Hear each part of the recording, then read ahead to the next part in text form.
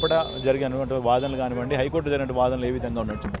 Sir ఇప్పుడు Nampally lower కోర్టులో ఏం జరిగిందంటే అల్లు అర్జున్ గారిని రిమాండ్ కోసం అనేది 9th additional judicial magistrate court తీసుకురావడం జరిగింది.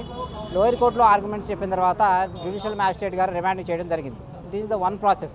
అదేవిధంగా అల్లు అర్జున్ గారు under section 528 of BNSS act ప్రకారం అంటే 528 క్లియర్లీ సేస్ దట్ ఏం చెప్తుందంటే inherent powers of the high court inherent powers ఉంటాయి. ఆ సెక్షన్ ప్రకారం క్వాష్ పిటిషన్ ఫైల్ చేయడం జరిగింది. దాంట్లోనే యూజింగ్ ద ఇన్హెరెంట్ పవర్స్ని యూజ్ చేసుకుని హైకోర్టు ఇంటరిమ్ బెయిల్ అనేది గ్రాంట్ చేయడం జరిగింది. ఇంటరిమ్ బెయిల్ అనేది ఓన్లీ 4 వీక్స్ ఇవ్వడం జరిగింది. అదేవిధంగా రెగ్యులర్ బెయిల్ అప్లికేషన్ కోసం లోయర్ కోర్టులో దాఖలు చేసుకోవడం ఇవ్వడం జరిగింది.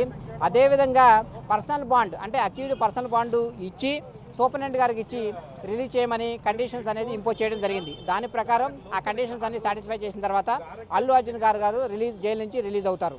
ఇప్పుడు ఆల్రెడీ జైలుకు వెళ్ళాడు కనుక మరి ఇప్పుడు ఆర్డర్ కాపీ వెళ్ళేసరికి సమయం పట్టే అవకాశం, మరి ఇవాళ రిలీజ్ అయ్యే అవకాశం ఉందా, లేకుంటే ఫర్దర్ రేపు వచ్చే అవకాశాలు కనిపిస్తుంది? తను ఆల్రెడీ ఫ్యాన్ ఇండియా హీరో కనుక తను పరిస్థితి ఎట్లా ఉండబోదు ఇప్పుడు ఆర్డర్ కాపీ? సార్ ఇప్పుడు ఈ ఆర్డర్లో honourable high court clearly says that to give personal bond to the superintendent of the jail authorities. So జనరల్గా ఏంటంటే సూపరింటెండెంట్ ప్రొవైడ్ జైలు అథారిటీ ఉంది కాబట్టి సూపరింటెండెంట్ గారు అక్కడే ఉంటారు కాబట్టి అక్కడ పర్సనల్ బాండ్ ఇవ్వగానే రిలీజ్ చేస్తారు. Yes sir. అంటే ఆర్డర్ కాపీ వెళ్ళిన వెంటనే చేయవచ్చు. ఎస్, ఆర్డర్ కాపీ వెళ్ళిన వెంటనే ఆర్డర్ కాపీ వెళ్ళిన తర్వాత ఎవరైతే అక్యూజ్డ్ ఉన్నారో అల్లు అర్జున్ గారు ఉన్నారో ఆర్డర్స్లో ఉన్న కండిషన్ కంప్లై చేసిన తర్వాత ఆర్డర్స్లో ఉన్న కండిషన్ ఏంటి, పర్సనల్ బాండ్ ఇవ్వమని జరిగింది. పర్సనల్ బాండ్ అనేది ఆ సూపరింటెండెంట్ జైలు అథారిటీస్ ఇచ్చిన తర్వాత ఆయన రిలీజ్ చేయడం అనేది జరుగుతూ ఉంటుంది.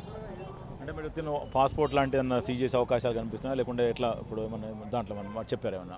సార్ జనరల్గా ఆయన ఒక యాక్టరు, అదేవిధంగా పాన్ ఇండియా పర్సను, పారిపోవడం అనేది అవన్నీ జరగదు. అదేవిధంగా హైకోర్టు డైరెక్షన్స్ ఇచ్చింది కాబట్టి హైకోర్టు డైరెక్షన్స్లో హైకోర్టు ఆర్డర్ కాపీలో క్లియర్గా కండిషన్స్ ఉంటాయి.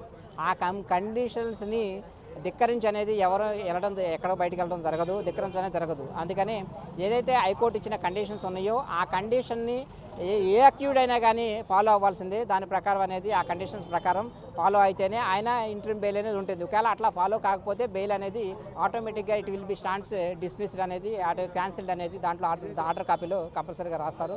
కానీ అలాంటి పరిణామాలు ఏమీ జరగవు. అది సూపరింటెండెంట్ గారికి పర్సనల్ బాండ్ ఇచ్చిన తర్వాత ఆయన జైలు అథారిటీ నుంచి రిలీజ్ చేయడం జరుగుతూ ఉంటుంది. అయినప్పటికీ కూడా కోర్టుకు నుంచి ఆర్డర్స్ వెళ్ళినప్పుడు కూడా సమయం సందర్భం దాంట్లో టైమింగ్స్ ఉంటాయి కదా, ఆ టైమింగ్స్ ఎలా ఏమైనా వీళ్ళకి వర్తిస్తాయా, లేకుంటే ఎట్లా ఉండబోతుంది? సార్ ఇది స్పెషల్ కేసు. కొన్ని కేసుల్లోనే అంటే జనరల్గా ఏంటంటే షూటీస్ కానీ ఏమైనా పర్సనల్ బాండ్ అనేది ఇక్కడ కోర్టులో ప్రొడ్యూస్ చేయమని కోర్టు నుంచి ఆర్డర్ కాపీ లోయర్ కోర్టు నుంచి వెళ్తాయి. కానీ హైకోర్టు అనేది డైరెక్ట్గా సూపరింటెండెంట్ ఆఫ్ అథారిటీకి జైలు అథారిటీకి ఇచ్చింది కాబట్టి అది ఏటైనా కానీ వాళ్ళు యాక్సెప్ట్ చేస్తారు. ఏ టైం అయినా కానీ యాక్సెప్ట్ చేయడం జరుగుతుంది. Pan India hero Allu Arjun ఎటకేళ్లకు జైలుకు వెళ్ళినటువంటి పరిస్థితి మనం చూసాం. జైలుకు తను చేరుకున్నాడు. ఇక్కడ తర్వాత మధ్యంతర బెయిల్ 4 వారాల పాటు మధ్యంతర బెయిల్ మంజూరు చేసినటువంటి హైకోర్టు అని చెప్పుకోవచ్చు. హైకోర్టు ఇచ్చినటువంటి మధ్యంతర న్యాయ బెయిల్ ఇప్పుడు తిరిగి తన సూపరింటెండెంట్కు గైడ్లైన్స్ ఇచ్చారు.